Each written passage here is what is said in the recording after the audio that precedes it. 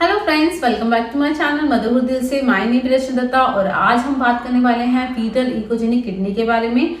मैंने इससे पहले एक टॉपिक बनाया था इकोजेनिक फोकस के बारे में, इंट्रा फोकस के बारे में, और जिस पर मेरे सब्सक्राइबर्स ने क्वेश्चन कर रहे थे कि जो हमारी रिपोर्ट है उसके अंदर अल्ट्रासाउंड रिपोर्ट में फीटल इकोजेनिक किडनी आया है, तो इसका मतलब क्या होता है, ये क्या हमारे बेबी को अफेक्ट कर सकती है। तो इसी तरह के क्वेश्चंस मैं देख रही थी, तो मुझे लगा इसका आंसर एक लाइन में या कुछ लाइनों में देना पॉसिबल नहीं है, इसलिए मुझे लगा कि मुझे इस पर वीडियो जरूर बनानी चाहिए और आप लोगों की हेल्प करनी चाहिए। तो चलिए हम इस वीडियो को शुरू करते हैं।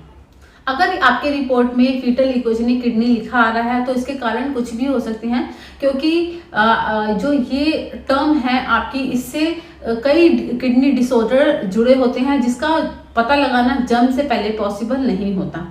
ये जो इकोजेनिसिटी है ये आपकी फीटल की एक किडनी में भी हो सकते हैं और दूसरी किडनी में भी हो सकते हैं।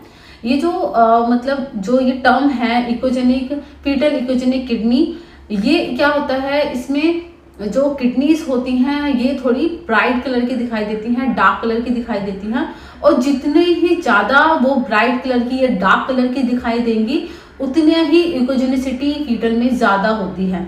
वैसे नॉर्मली जो फीटल की किडनी होती है और लिवर होता है उसकी जो ब्राइटनेस होती है वो नॉर्मली सेम रहती है, लेकिन जब बच्चे में इकोजेनिक फोकस देखा जाता है, इकोजेनिक किडनी देखी जाती है, इकोजेनिसिटी देखी जाती है, तो वो जो किडनी का जो ब्राइटनेस होती है, जो डार्कनेस होती है, वो थोड़ी बढ़ जाती है। अब हम बात कर लेते हैं कि क्या ये हमारे बेबी को अफेक्ट करता है। देखिए, जो ये फीटल इकोजेनिक किडनी है ये एक नॉन स्पेसिफिक फाइंडिंग है, यानी कि इससे किसी भी स्पेसिफिक कंडीशन का पता नहीं लगता, लेकिन हाँ इससे ये जरूर पता लगता है कि किडनीज में असामान्यता है।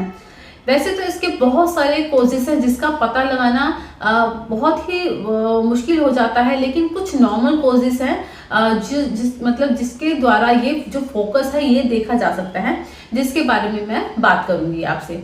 फर्स्ट है आपका पॉलीसिस्टिक किडनी डिसीज, सेकेंड है आपका मल्टीसिस्टिक डिस्प्लास्टिक किडनी, थर्ड है आपका ओवरग्रोथ सिंड्रोम, फोर्थ है आपका क्रोमोसोमल एबनॉर्मलिटीज, और फिफ्थ है आपका यूरिनरी ट्रैक्ट ऑब्स्ट्रक्शन।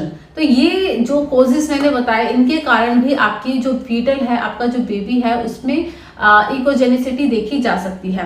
अब हम बात कर लेते हैं, आपके दिमाग में नेक्स्ट ये आएगा कि ये होता क्या है, क्या ये चीजें हैं, तो मैं थोड़ा बहुत इस पे फोकस करूंगी ये कितना सीवियर होता है, तो उसके बाद आप थोड़ा बहुत इसके बारे में समझ पाएंगे। और अगर आप कुछ ज़्यादा ही जानना चाहते हैं तो आप मुझे स्पेशली कमेंट कर सकते हैं, मैं इस पर वीडियो जरूर बनाऊंगी।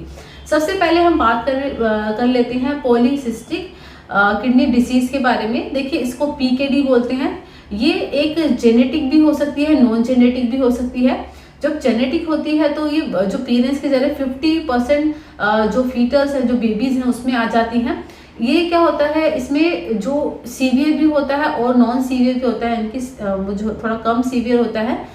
जो इसमें 2 टाइप्स के पीकेडी होते हैं, एक होता है एडी पीकेडी और एक होता है एआर पीकेडी।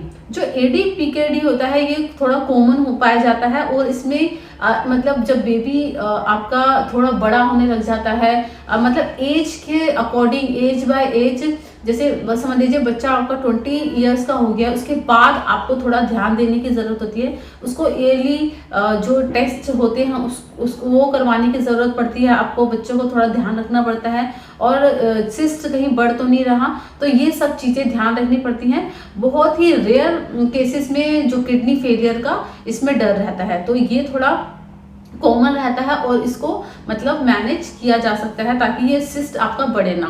लेकिन जो आपकी एआर पीकेडी होता है ये थोड़ा सीवियर होता है। नेक्स्ट आपका है मल्टी सिस्टिक डिस्प्लास्टिक किडनी। इसमें मल्टी का मतलब है बहुत सारी सिस्ट बन जाती हैं, और डिस्प्लास्टिक होता है किडनी का सही से ना बन पाना, यानी बैड फॉर्मेशन। तो जब किडनी सही से नहीं बन पाती तो उसकी वजह से मल्टी सिस्ट बन जाते हैं, जिसके वजह से जो यूरिन है वो पास नहीं हो पाता, और जब यूरिन पास नहीं हो पाता तो जो यूरिन है वो आपकी किडनीज में भर जाता है, और उसकी वजह से बहुत सारे सिस्ट बन जाते हैं। ये आपको एक होता है यूनिलेटरल और एक होता है बायलेटरल। ये यूनिलेटरल होता है ये मतलब ठीक रहता है, नॉर्मल रहता है, लेकिन जो बायलेटरल होता है इसमें प्लांटेशन की और डायलिसिस की जरूरत पड़ती है। नेक्स्ट है आपका क्रोमोसोमल एबनॉर्मलिटीज। जब आपको एबनॉर्मलिटीज हो जाती है क्रोमोसोम्स में तो ये प्रॉब्लम हो सकती है। इसमें क्या होता है, जैसे कि जो बॉडी होती है ह्यूमन की, वो 46 क्रोमोसोम से मिलकर बनती है। 23 उनको मदर से मिलता है और 23 ही फादर से मिलता है। टोटल 46 हो जाते हैं। लेकिन जब इसमें डिफेक्ट आ जाता है, यानी कि जो इसमें मेनली कुछ जो क्रोमोसोम्स हो जाते हैं उनकी जो कॉपी होती है वो 2 यानी कि पेयर ना होकर एक और जुड़ जाता है, यानी कि 3 हो जाते हैं। तो इसमें कुछ भी जो डाउन सिंड्रोम है यानी कि जो डिसऑर्डर है वो आ जाता है। यानी कि जब जो ट्राइसोमी 21 जिसको बोलते हैं, इसका क्या होता है, इसमें 2 क्रोमोसोम्स होते हैं, यानी कि पेयर होता है। लेकिन जब ये पेयर ना होकर एक और क्रोमोसोम जुड़ जाता है तो उसको ट्राइसोमी 21 बोलते हैं, जिसे हम डाउन सिंड्रोम भी कहा जाता है। ऐसे ही इसमें नेक्स्ट होता है एडवर्ड सिंड्रोम होता है, इसका टाइयू सिंड्रोम होता है। तो इसी तरीके के सिंड्रोम होते हैं। ये जो बेबी होते हैं ये नॉर्मल लाइफ लीड नहीं कर पाते, उनको सर्वाइव करने में बहुत प्रॉब्लम होती है। नेक्स्ट आपका है ओवर ग्रोथ सिंड्रोम। इसमें क्या होता है, ग्रोथ बहुत ज्यादा ओवर होती है, यानी कि हाथ किसी का बड़ा होता है, किसी का पंजा बड़ा होता है। तो इस तरीके का बेबी को सिंड्रोम हो सकता है। आगे है आपका यूरिनरी ट्रैक्ट ऑब्स्ट्रक्शन। इसमें क्या होता है, यो यूरिन का जो ट्रैक्ट होता है उसमें ऑब्स्ट्रक्शन आ जाती है, जिसके वजह से बहुत ज्यादा प्रॉब्लम होती है। बेबी क्या होता है, यूरिन पास नहीं कर पाता, जिसके वजह से पूरी जो डिसऑर्डर है ये हो जाता है। ये पूरे जो मैंने बताए कॉजेस ये होते हैं। अब नेक्स्ट है इसका डायग्नोज कैसे कर सकते हैं। सिंपली है, आप अल्ट्रासाउंड जो करवाते हैं उसके अंदर इसका पूरा पता लग जाता है। और अगर जो ये इस तरीके की, जैसे आपकी रिपोर्ट में ये आता है फीटल इकोजेनिक डिसऑर्डर, इस तरीके का कुछ लिखा आ रहा है, तो आपको अच्छे से पूरा क्लोजली एग्जामिन किया जाता है आपके फीटल को कि किस तरीके का कि क्या प्रॉब्लम है, क्या कोज हो सकता है।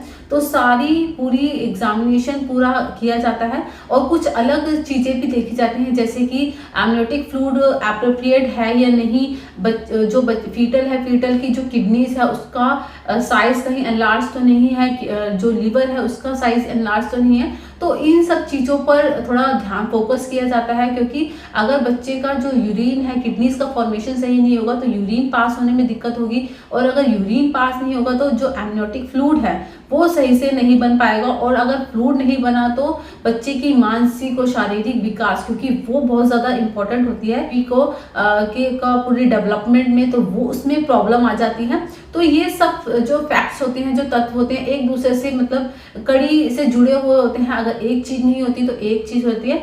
और इन सभी वजह से जो बेबी है उनकी कभी कभी जन्म के बाद ही तुरंत डेथ हो जाती है, या आपके अंदर ही बेबी की डेथ हो जाती है। तो इस तरीके की प्रॉब्लम रहती है, या बच्चों को और कोई प्रॉब्लम हो जाती है, या बच्चा कोई आगे सरवाइव करता है तो मतलब कुछ नॉर्मल भी होता है। और कुछ एक गुड न्यूज़ आपके लिए ये है कि कभी कभी इकोजेनिक ये जो फीटल इकोजेनिक किडनी है ये नॉर्मल भी पाया जा सकता है, मतलब कॉमन भी है। कभी कभी ये वैसे ही इसमें पाया जा सकता है, इसके कोई पीछे रीजन नहीं होता। और बिल्कुल जो आपके अल्ट्रासाउंड होते हैं ये सारे जो ऑब्जर्वेशन होती है, जो इन्वेस्टिगेशन होती है, वो बिल्कुल नॉर्मल जाती है। तो आपको बिल्कुल डरने की जरूरत नहीं है। अगर आपकी रिपोर्ट में ये कुछ पाया जा रहा है तो ये जो टर्म है लिखी आ रही है, तो आगे आप इन्वेस्टिगेशन कराइए, पहले तो डरिए मत। मैं समझ सकती हूँ कि बहुत ज़्यादा डर लगता है कि क्या होगा क्या नहीं, लेकिन आपको इसमें धैर्य रखना है। जो चीज़ होगी आपके मतलब जो चीज़ भी आपको पता लगेगी वो आपको मतलब उस पर वर्क करना है। और ये जो ऐसे मतलब जो बेबीज़ होते हैं उनका ये नहीं है कि मतलब बहुत ज़्यादा प्रॉब्लम होती है, आप इसको कंट्रोल कर सकते हैं, मैनेज कर सकते हैं।